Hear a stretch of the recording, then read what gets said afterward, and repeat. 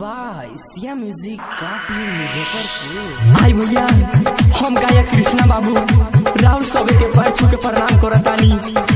जब केहू के दिल टूट जाला तब दिल से का आवाज निकलेला हम गाना के माध्यम से बतावतानी। रउआ सभी लोग ई गाना के सुनी अपन प्यार दुलार अपन छोट भाई कृष्णा बाबू को बनैले रही। आ गाना अच्छा लागे तो लाइक शेयर आ चैनल के सब्सक्राइब जरूर करब। हम अपने सब के छोट भाई गायक कृष्णा बाबू म्यूजिक डायरेक्टर डीजे सिंगर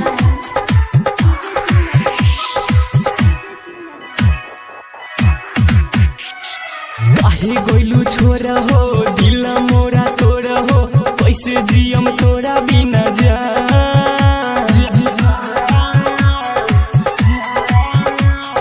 काहे गोइलू छोरा हो दिल मोरा तोरा हो कैसे जियम तोरा बिना जा। लाई दो जहरे हो खाके जाई मरे हो जियल नाही जाइए हो जा। जियल नाही जाइए हो जा। जियल नाही जाइए हो जा। जियल नाही जाइए हो जा।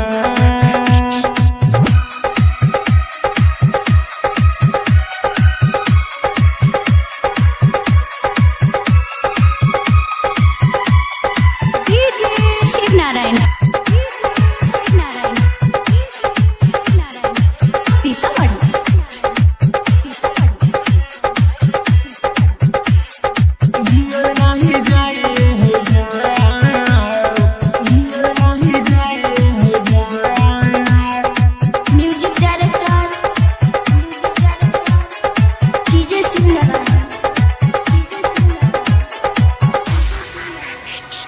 जादू तू चला के दिलवा पर छोड़वा चला के कैसे जान जी हम तोहरा के हम बिसरा के जान का कमी है हमारा प्यार में जो हमसे बेवफाई करी। ओ जादू तू चला के दिलवा पर छोड़वा चला के कैसे जान जी हम तोहरा के हम बिसरा के। लाली लाली बिंदिया उठावा के लाली याद आवताट हमें जा।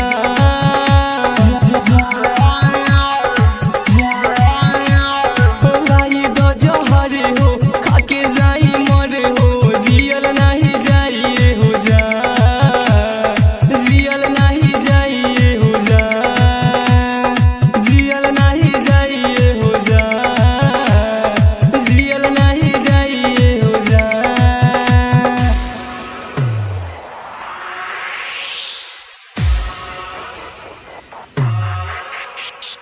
जियल नाही जाइए हो जा।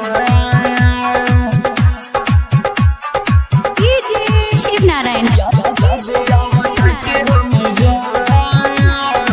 सीतामढ़ी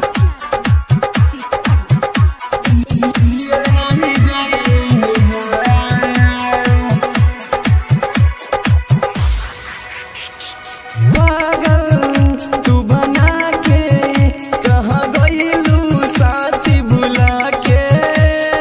दिलवा पे छुरिया चल गइलू जानी चला के।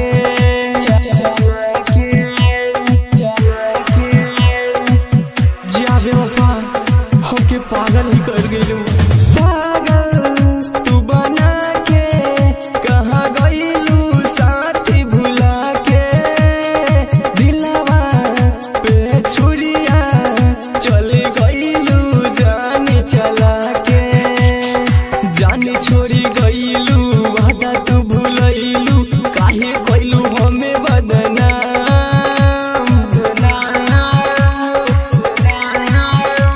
बुलाई दो जहरे हो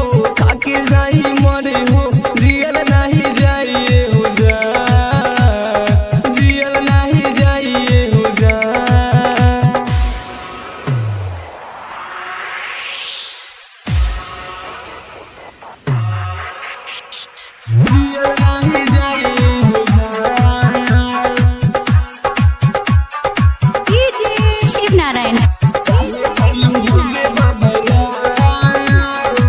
सीतामढ़ी